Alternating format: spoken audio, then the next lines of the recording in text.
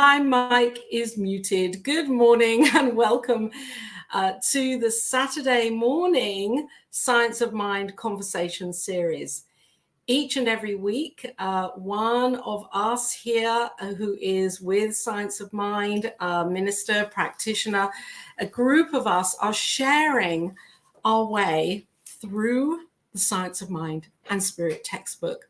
This is such an exciting thing for me because it's this textbook that holds the key to so much, the depth, the richness of these teachings that are in here.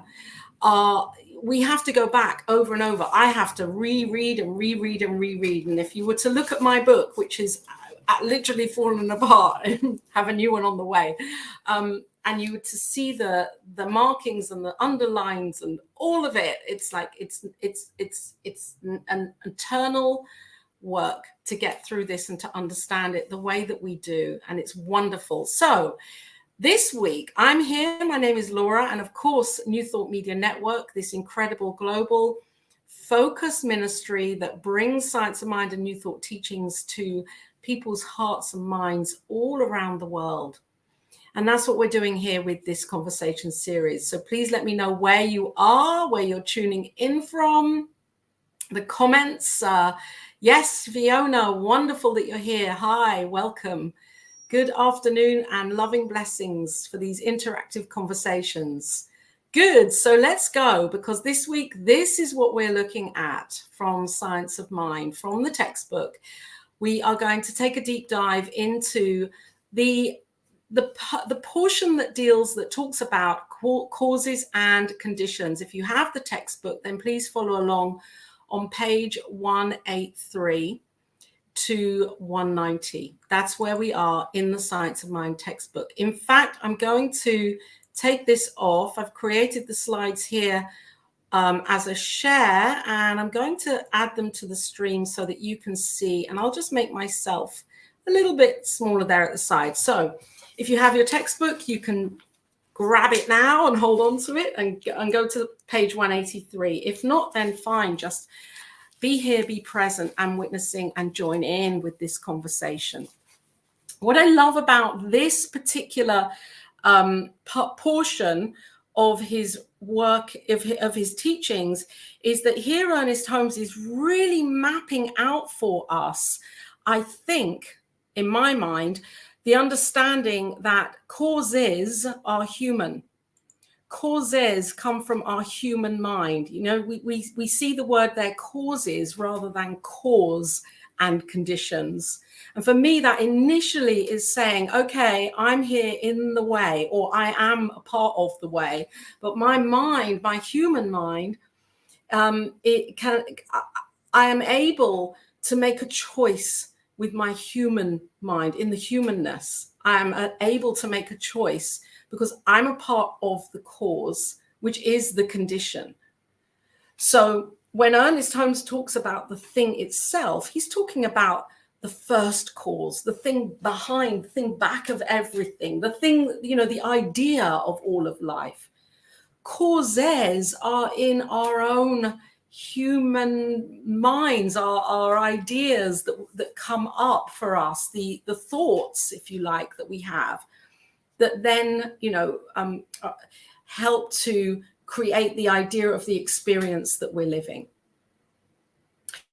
So I'm going to just go straight to my second slide here, which I think you can see because I'm in the stream.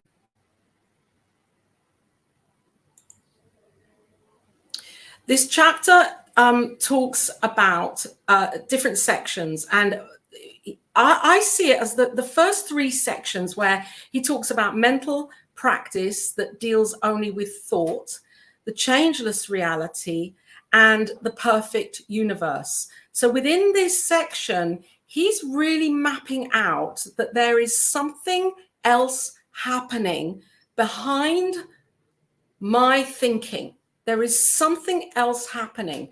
The mental practice, this is the thinking, the ideas, you know, the what's coming through as my belief system, our belief system You know, have you ever really sat and thought about, you know, why something is what it is and traced it back as far as you can? You know, I'm here in my kitchen where everything happens with my work. I'm in my kitchen and I'm looking at, say, for example, the kettle. Where did the kettle come from? It was a thought in somebody's mind. Why is my kettle black? Well, because somebody decided to design that particular kettle as a black kettle, you know, and it's for sale, and I bought it because I like it. It's all working on this mental level. And if we go to page 183, where he talks about, you know, the building in mind of a concept of our spiritual birthright, here he's inviting us really all the way through this to go deeper, go further back than the thought, the initial thought, the concept, the mental concept, to go back to a spiritual concept, the spiritual concept. You know, think about that. You know, who created that kettle? The mind of somebody created it. And that person had a thought. That person is a spiritual human being, of course, being inspired to create a kettle in black. And so the thought is there because we have this incredible free will. We have the potential of possibilities is working through us in every moment. And we can shift from our logical thinking to that daydreaming part of our brain that where we can have these amazing ideas and bring these ideas into form in our life, as our life. So mental practice deals with thought. If we go back behind the mental practice, we can then get to that changeless reality. What is that changeless reality? What is it for me? What is it for you?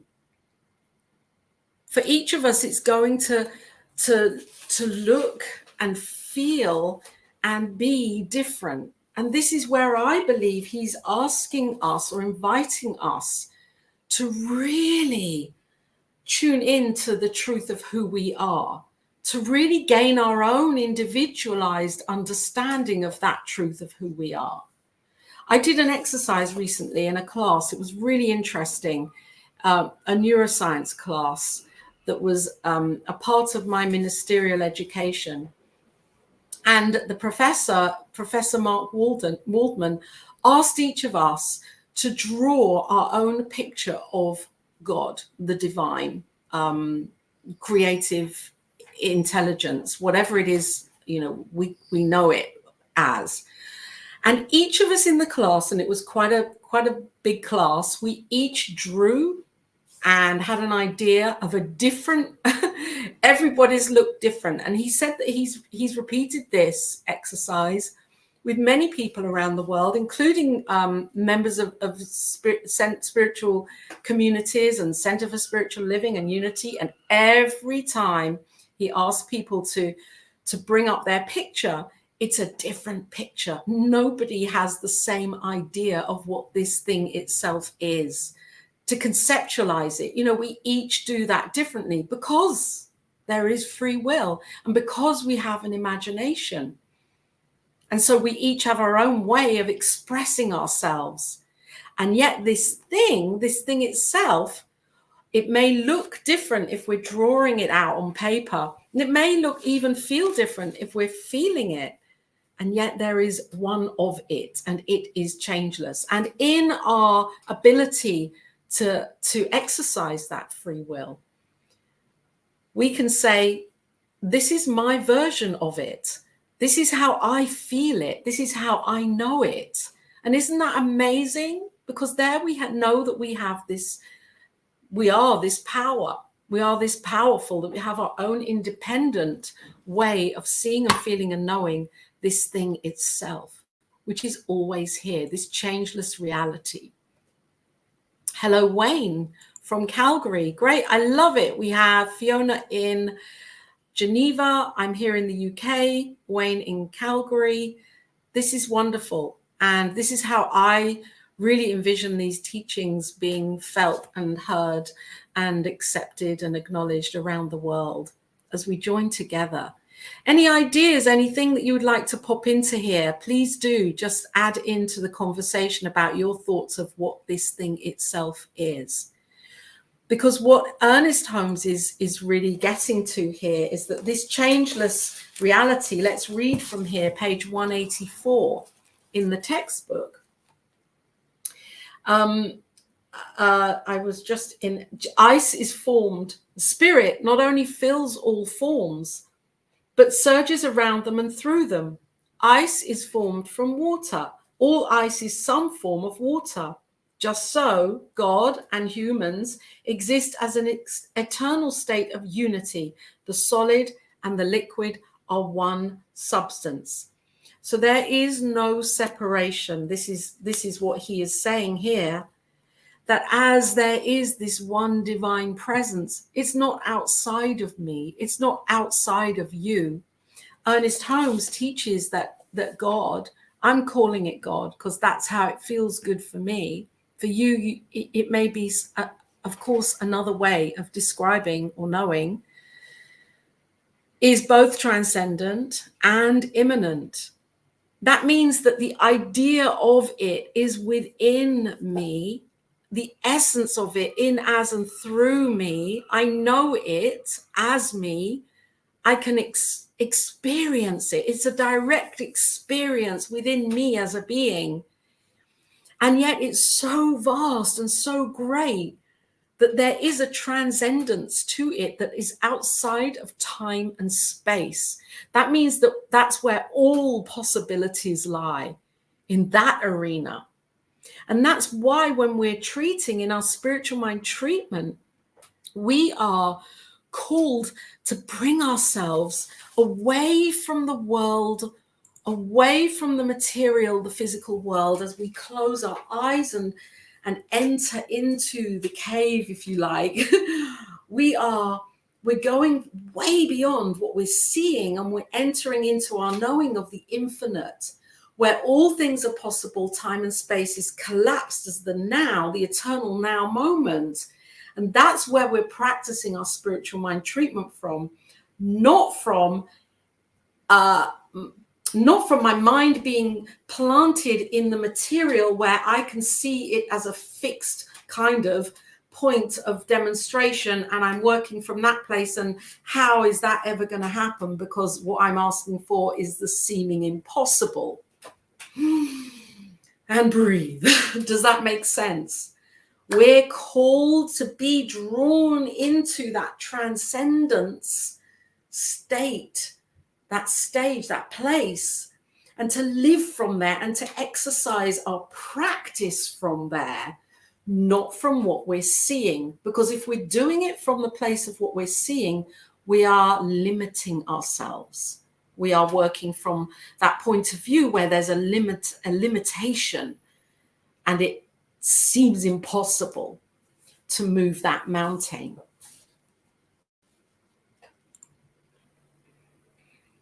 So Fiona, yes, this changeless reality threefold, well, it expresses itself as the love, as spirit, as that inspiration. And then as the law, which is depersonalized, it's doing its thing, the creative law 24/7. It does not go off and have a glass of water and a break. It's there constantly working. And then the form, the body, if we see the teaching symbol of those three, I apologize, I don't have that symbol here right now. If you look at the teaching symbol, of course, Fiona, that the three set areas there coming down into form with the V, as spirit involves itself into this experience, it solidifies as form. And yet it's all one, and that's why there's the circle around it, because there's no separation of those different arenas. It's one, all one. So let's go back to these here. As we're looking at this, and we see that the third point here that he talks about on page 184 in this small section, really it's a page, And you know, when Ernest Holmes writes a page, for me personally, it's never just a page. It's like a page of possibilities that can be reread and reread and reread and underscored and underlined, and something different will pop through in our awareness at every time, because he writes in layers. He writes in these, there's a depth to it, or we can go back. And when he writes in italic, it's something that he's saying, yeah, let's beware here. Let's look at this. A perfect cause must produce a perfect effect. So he's really inspiring not to look at the world of effect and think that we're working from this place when we're using our spiritual mind treatment or our practice of knowing the vision for our lives, because that's what this is all about. The whole book is about, you know, opening up to the greater vision of our lives individually and with humanity, for humanity as a whole. So he's saying that a perfect cause must produce a perfect effect. So we go beyond the world of form. We go beyond the physical and the materialistic viewpoint of determinism, where we have been trained to believe that everything's happening from here, and that from here we're creating our world. Well, this, of course, is where we place meaning onto the life that we experience and what we're seeing in our world. Our eyes, our five senses, our eyes are our ears, sound, smell, taste, touch. We're sensing what is this experience. And then as we sense this experience, we come to our own conclusions.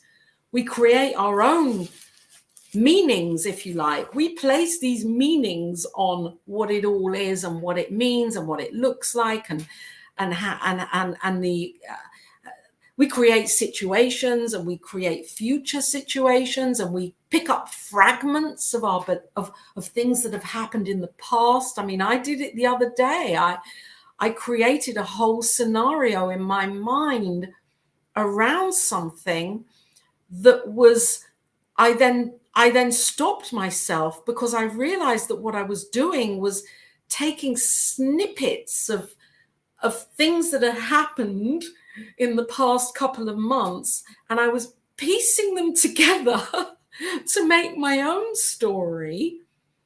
And I had the solution. Yeah, it was this is what's happening. It's definitely happening because I've got the proof. That conversation and that conversation last month and that conversation, and I wove together these streams and these threads of things, placed a meaning of them on them, and created a story that I believed was going to have a certain outcome.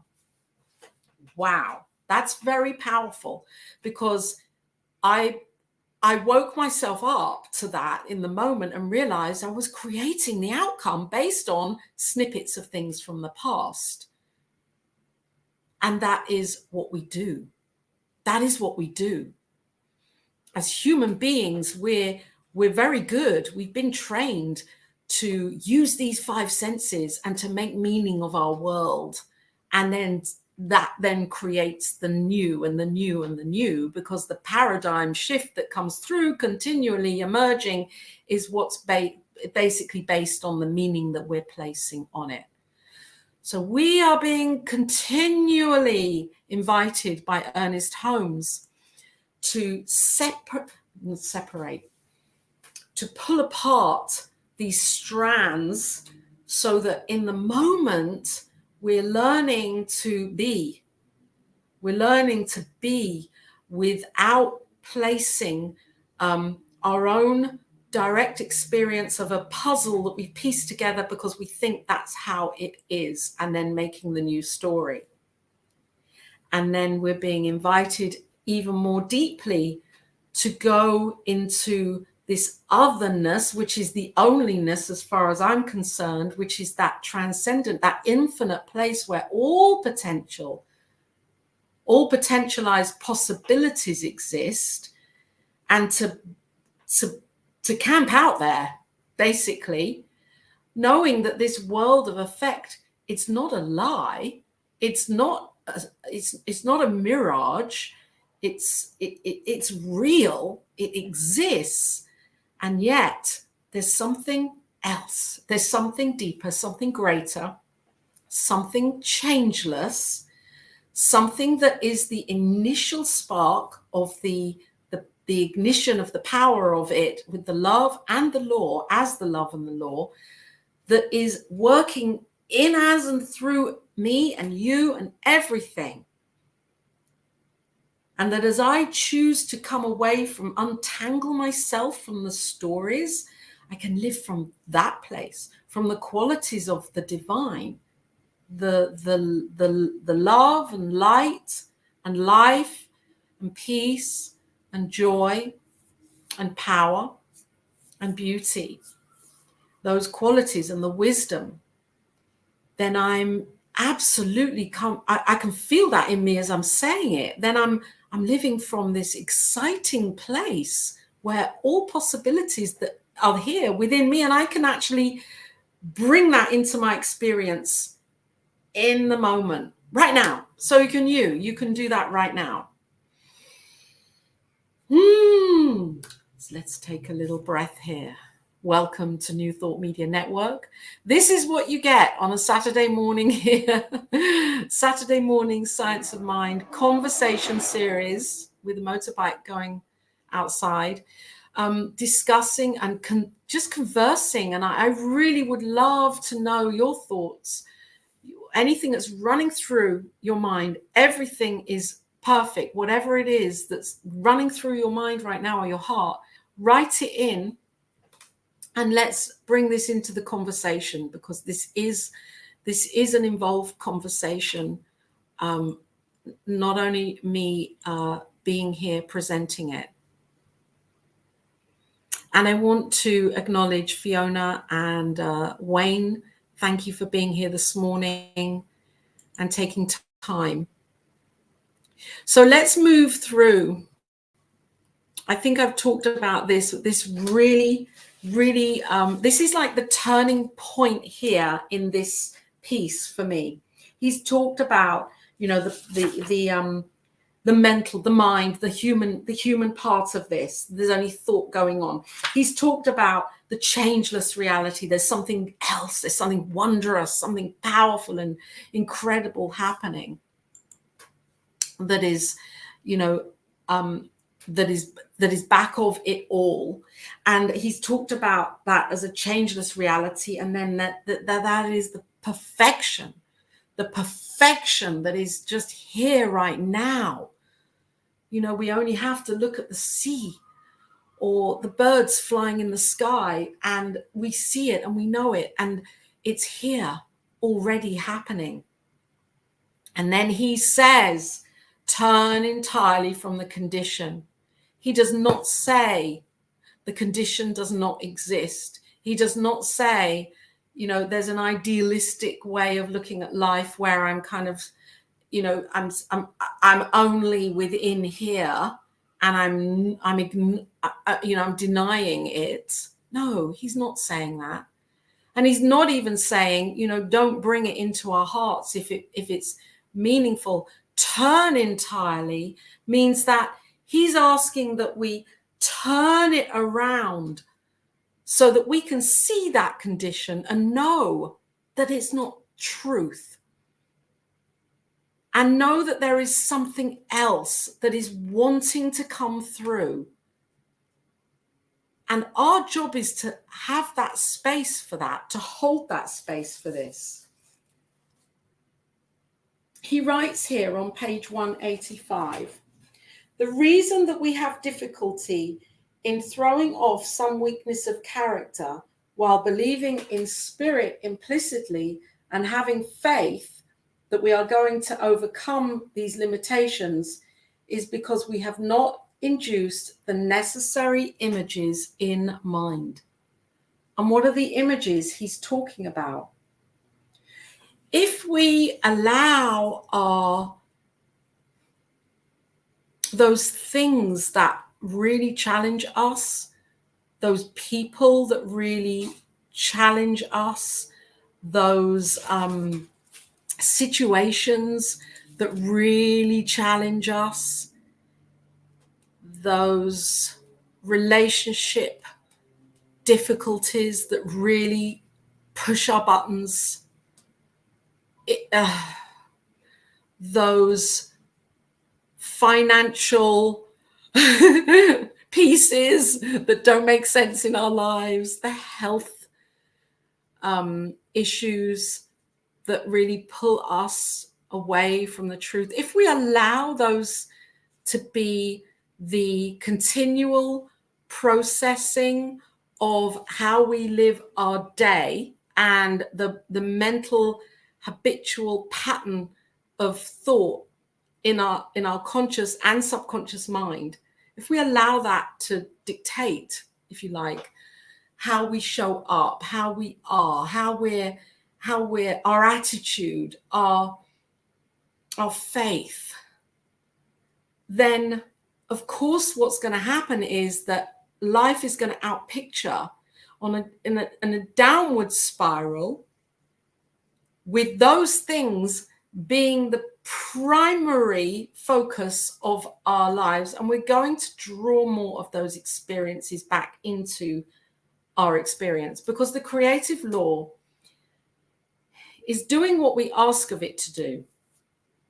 The thing is that a lot of what we're asking or we're planting those seeds into the creative law is on a subconscious level. We're not really fully aware of the thoughts, all of the thoughts that we're having. We're not aware that there is a program going on within us that is running the show. And of course it displays itself because, you know, we only have to look at the outpicturing of our lives to see where those areas are, where we can allow ourselves to better our lives, to make things better for ourselves. We can take that power back, take responsibility, and not look at our lives and say, I messed up, or maybe I messed up. And also that's okay, because now I understand I can make it right. And the way that we make it right is not by trying to fix it from the world of effect. This is what turning from the condition means for me. And I've got to this just from, you know, my own contemplation of this. I'm not wanting to fix what I think is wrong from the world of effect. I'm looking at what I think is, you know, here, and going back to this knowing of the divine, that this changeless reality that he talks about, that this is where I turn from the condition. I'm not going to put my energy into it.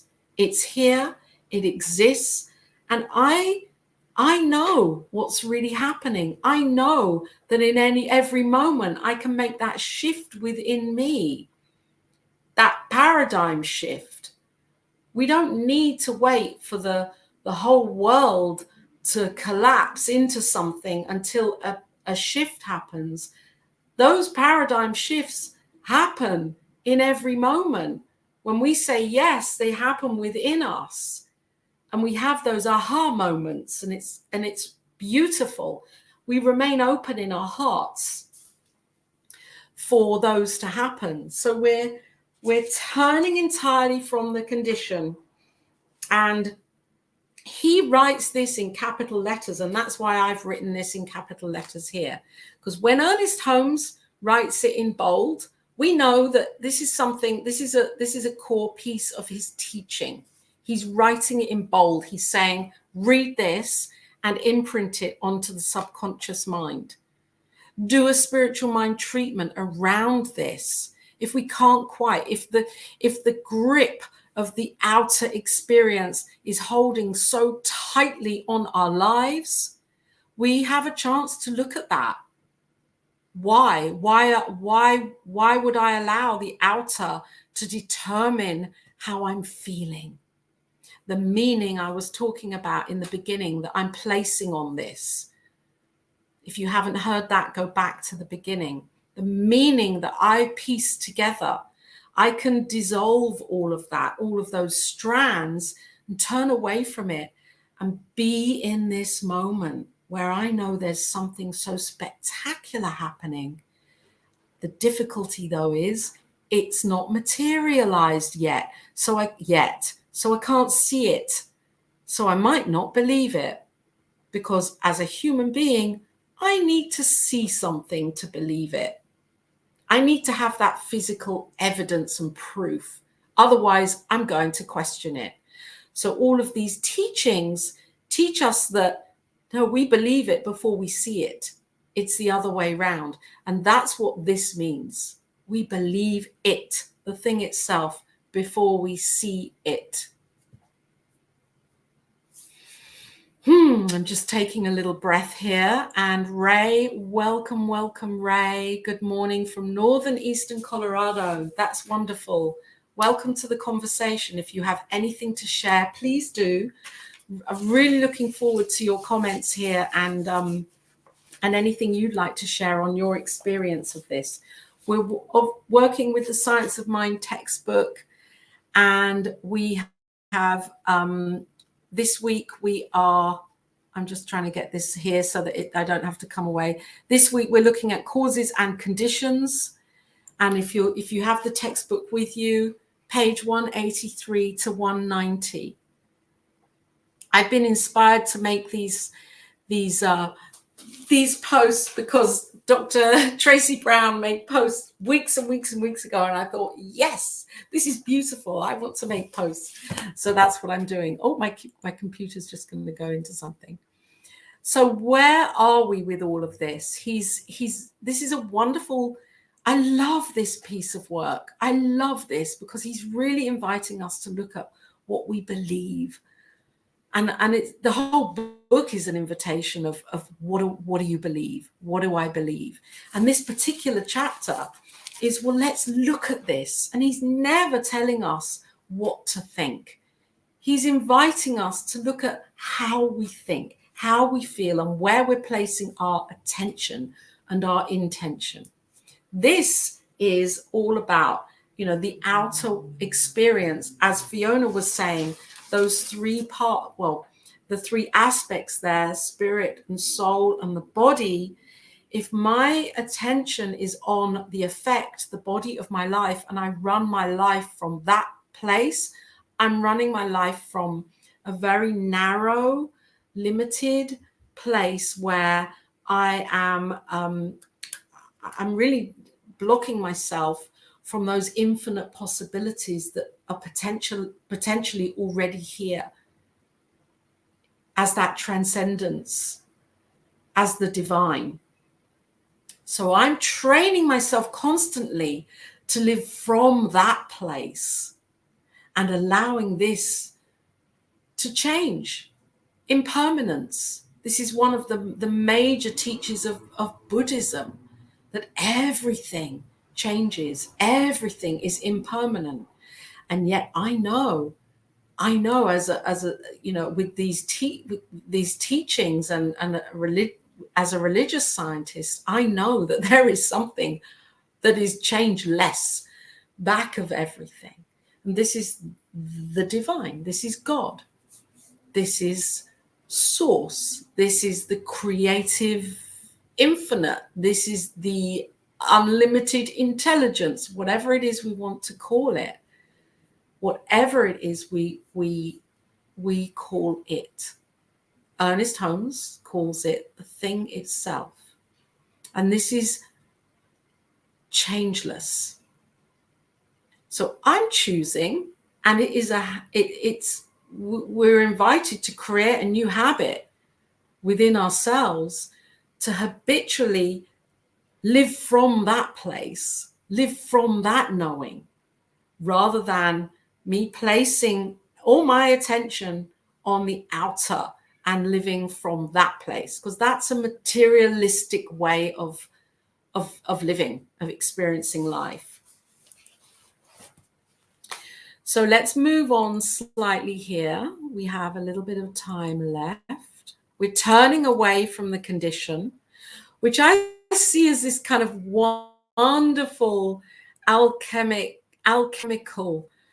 We look at how lead is turned into gold. We how can we bring this into now 2022, when we see something just changing as if by magic, as if by magic. And yet we know that it's not magic. This is the way that life works.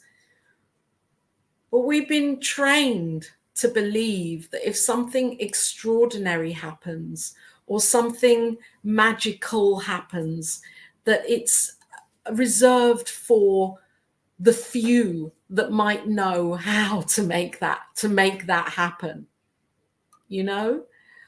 Who's this? Someone on Facebook. Hello, Facebook user. I don't know who you are right now, but I like the way you're delivering this, Laura. Very good. Oh, thank you. That's wonderful. Thank you very much for saying that. I appreciate that. And Wayne, yes, Wayne also from the stars. Wow, yes, we are all stars. We are all made of that same essence as the stars. And that's really, really beautiful and powerful too. Because if we know that that infinite is not just here in me and in you, it's everything. It's the same one thing. In quantum physics, we know it as the ground of all being, consciousness. It's the quanta that is the smallest measurement of everything, is in, as, and through everything. So it's me and you and the stars and each of us and everything. So this idea of alchemy, which I really, really like, because it's kind of, for me, it brings up that kind of wizardy kind of, there's this person with a big cauldron with a big cauldron kind of stirring and smoke coming off, and it's like, oh my gosh, suddenly like the lead has transformed into this gold. Like only a few people really have the secret knowledge of, and we have been fed that. And we're even fed that. Now I'm thinking of this in the New Thought arena. Love Wizard. Thank you. Sorry, that's Wayne there. Hi, Wayne. A Love Wizard. Great. We're even fed that story in the New Thought arena. And I kind of want to bust this myth. We're fed it with books like The Secret. There are certain things that have been given titles, books, pieces of work, films that have been given these mysterious titles as if to suggest that there is a secret going on here, even though the film does not say that, but it's the title. And of course, we are all led by these titles, and we're kind of mesmerized by titles of stories and myths and fairy tales and folklore and, all of these very empowered understandings and teachings of word of mouth teachings. And then we have even in the New Thought philosophy and arena, we have bodies of work that are given titles as if to maybe suggest that it's only really for a given few, and it's not. Because as the divine is as me, and as the divine is as you, and as the divine is as everything, then we each have within us seeded the ability and the capacity to be and to use the power that we have. And that is the power of the divine, the power that created universes and multiverses. It is not exclusive. This is what I'm saying. And this is why the master teacher, Jesus, so many even today and now believe that he was the exception. And Ernest Holmes loved his teachings, not from the real religiosity or necessarily the theological points of view of Jesus. Really, he was I think because he'd grown up with that, he'd grown up with his mother and his father being very having a very clear understanding of the Bible and of Christianity. And I believe that for Ernest Holmes, this was a turning point where he was being invited to see Jesus as an example, as the highest example of how to live the teachings. And so all of the people that Ernest Holmes studied were also doing this. They were seeing Christianity from a metaphysical and a mystical perspective, rather than from the perspective of there's dogma and there's rules and there's do's and there's don'ts and there's laws. And this is how we see these teachings and we live these teachings as Science of Mind students. This is how I use these teachings, to know that there are master teachers here and I can look at them and take from them and use their teachings for my own life and be that Christ consciousness that we each are. So this is the alchemy, and it comes with a choice. That's where it begins, with a choice. We have free will. Where am I choosing to center myself in my mind and in my heart? What am I choosing as the way that I perceive my life? Am I looking at my external world and thinking, oh, this is not good? Or am I saying, okay, this might not be exactly as I really desire it to be. And yet there's no blame, there's no shame, there's no judgment, because I know there's something greater. I know there's something really so powerful that I can live by and that I can tune into in any given moment. And that's my gift to myself, just as you can, just as we each can. It's not exclusive. And this is the alchemy where we make a choice and we say, yes, yes, let's look at this differently. Let's feel this differently. Let's be with this differently and realize it differently. And then we see a different demonstration. And you know what? As I'm talking about this, Christine is here, beautiful. My sister here in Kenya, who's a practitioner, a minister in education, doing powerful, powerful things. And I see Christine as putting these practices into practice with her community, as we each are, of course. So yes, we each get to see and know the divine within our hearts. We do. We each do. And it's a beautiful thing. So for my next slide, I have here, internet is just waking up. Where he moves on, and this is the last section of this chapter here. So we've talked about, the first three, which was the mental and the, where we are in our minds and in our heads and our beliefs and our thinking, and it's got to be this and it's got to be that. And then we see this changeless reality, the divine that is here always, that is always all of it. And then we know and recognize this is a perfect universe because of the perfection of the divine. Everything is perfect right now. And then we have this turning point where we turn entirely from the condition. And it's like this alchemy. We get to use it right now, right here. Isn't that exciting? And then here we get this final 3 or 4 points. We look only at what we want, never limit of view of life, place no limit on principle, and God never compromises. Wow. This is what he's saying here. This is like he's giving us permission to live the most incredible life. Where from? As I see it, from within. It begins within.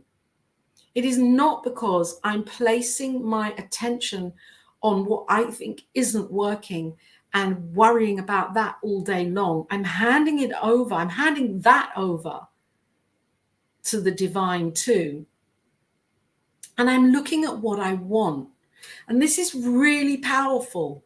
In our teaching, we know that when we place our attention on the good, that's why we practice gratitude. That's why I practice gratitude daily. That's why I'm aware of what's working in my life well, the things that are happening. I'm not saying, actually, I have to rephrase that, because there have been times in the past couple of years where things for me have been absolutely like on the edge, and I hadn't known where to turn, living in a homeless shelter and prosperity not being as I'd want, and my relationship with my daughter being completely wrecked apart. And all I knew was, at those points and those moments where I just was on my knees, all I knew to do really was to start looking at what was working. Because if I really focused in on all of those things, I knew that would, number one, it would not help with my mental health. Number two, it would not really, I wouldn't want to be active and loyal and supportive as a practitioner of this. And maybe number three, I don't know, I would have given up on my idea of God and what God means for me.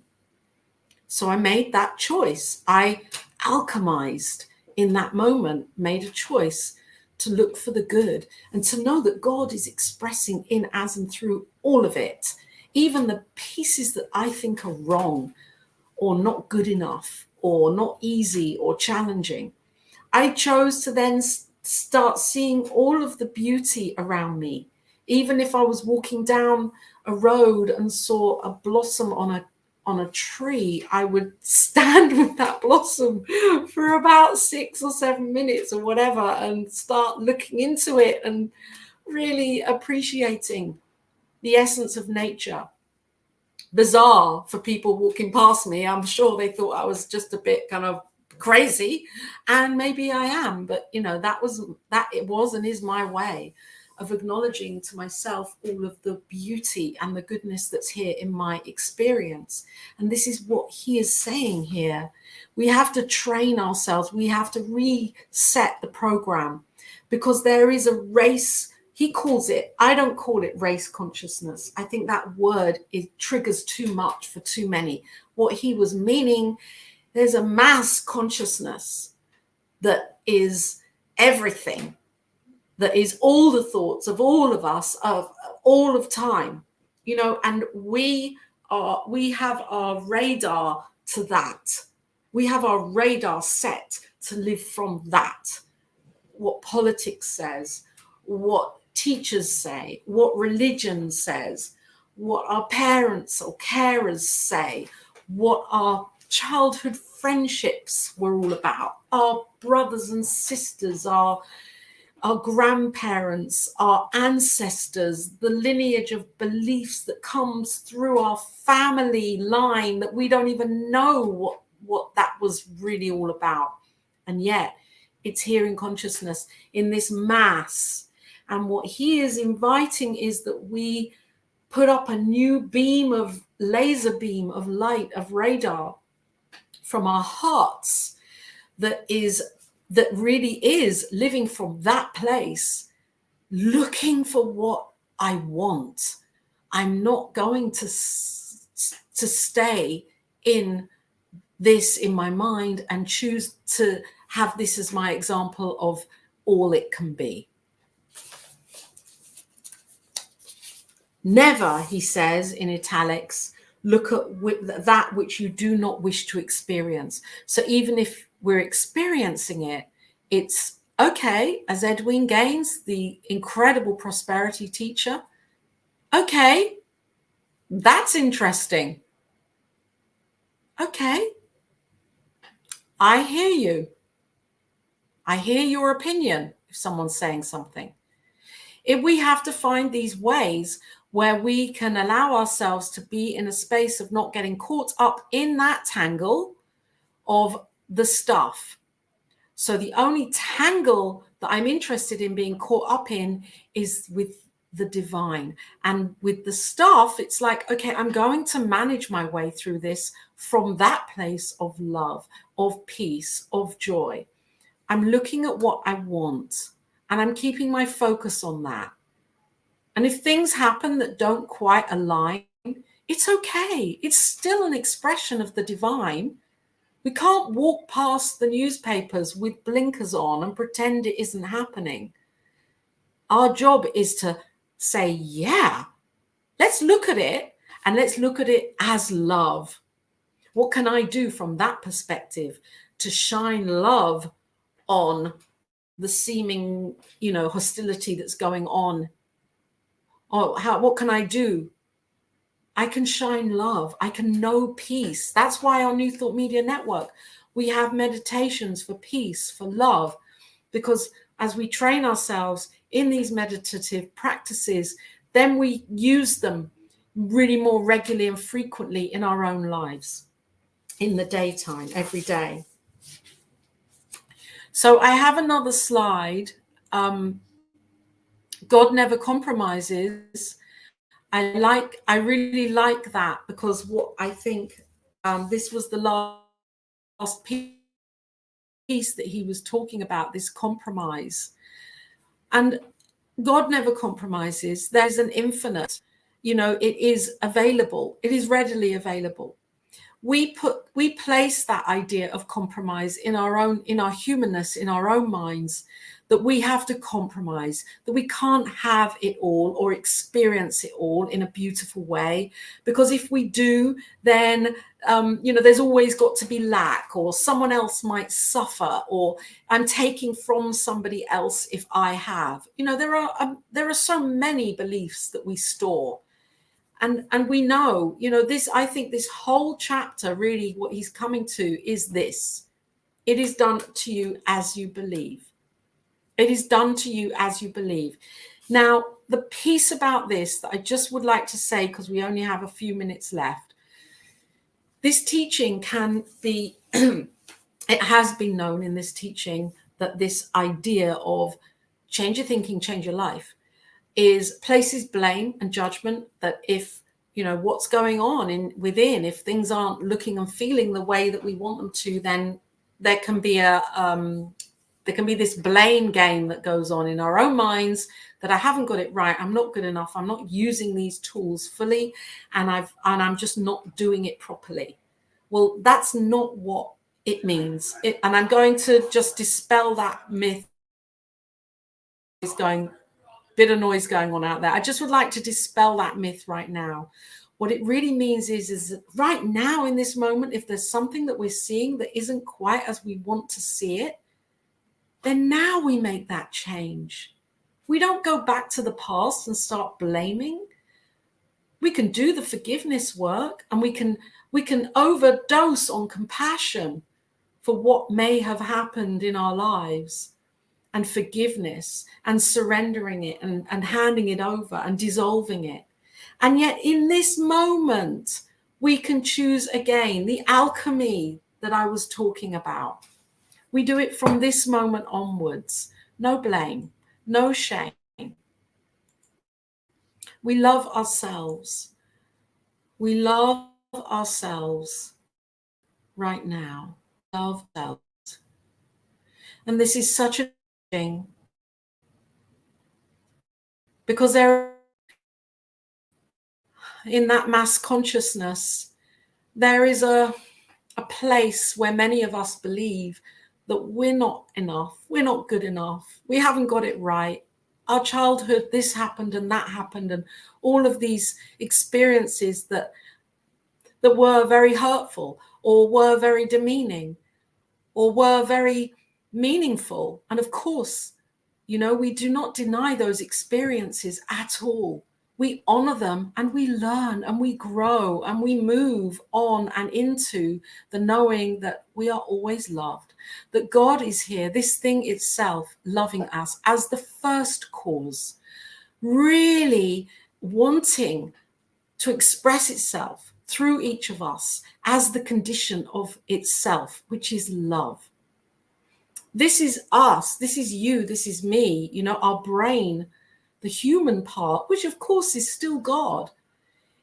And yet this is where we create the meaning. And our brain really is wired to activate through that lower frequency of fear, because we are, we have these kind of archaic settings within this wonderful mechanism of our brain that want to keep us in a place of safety. Well, sometimes we are really being called to take that leap away from this place of keeping ourselves small and open up to the divine, open up to God, open up to that transcendence. And this we do with our spiritual mind treatment, with meditation, with contemplation, where we know this other thing, this cause, this first cause is the love. This first cause that is in, as, and through everything right now is the love that we all are. So I'm going to just speak the last sentence of this chapter, which is, our work will be best done in quiet expectancy and in calm confidence. The results, in italic, the results rest in the eternal law of good. Oh, I needed to have put that in as a written quote here. I'll just read it out once more. Our work will be best done in quiet expectancy and in calm confidence. The result rests in the eternal law of good. This is key, because what Ernest Holmes is saying here is that we can remove ourselves from thinking that we have to be the ones to do anything.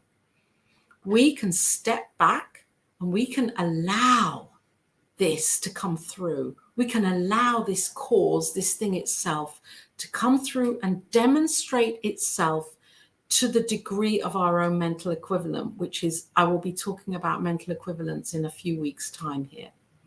We can rest, we can relax, we can quietly expect. We don't need to make a big song and a dance about this.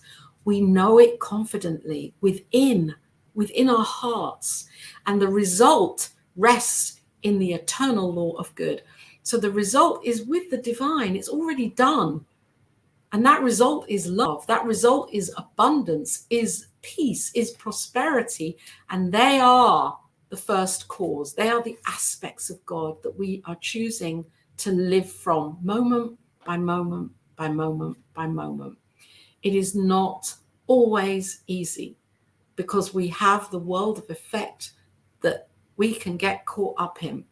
And yet the work is to practice this and practice it and practice it until it becomes our second nature, to live from this place. Because this is where he says in that fifth principle of our we believes, that it is our birthright to be free, to be free of the suffering of the separation. And so it is. Thank you for being here and for allowing me to be here and to share this today. Really powerful, really beautiful. I really love you all. And I'm just feeling so grateful that New Thought Media Network is absolutely doing all of this all the time. There is more every Saturday for the rest of this year. We're here doing this with these profound teachings. So stay tuned in. And of course, stay tuned in to New Thought Media Network today for the other programs and broadcasts that are coming through. And I'm going to place up here the New Thought Media Network. There is yes, I always have to put this here, the donate button.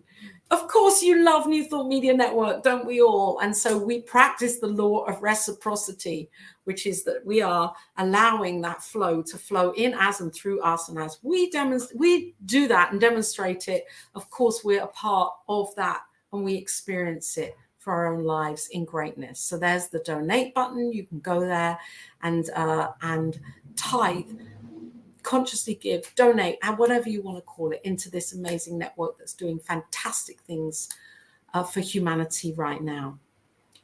Thank you for being woven into the conversation today, and I will see you back here next time. And go to this. I'll put this up at the end so you can keep checking out this page, this chapter, Causes and Conditions. With love and blessings to you. Bye.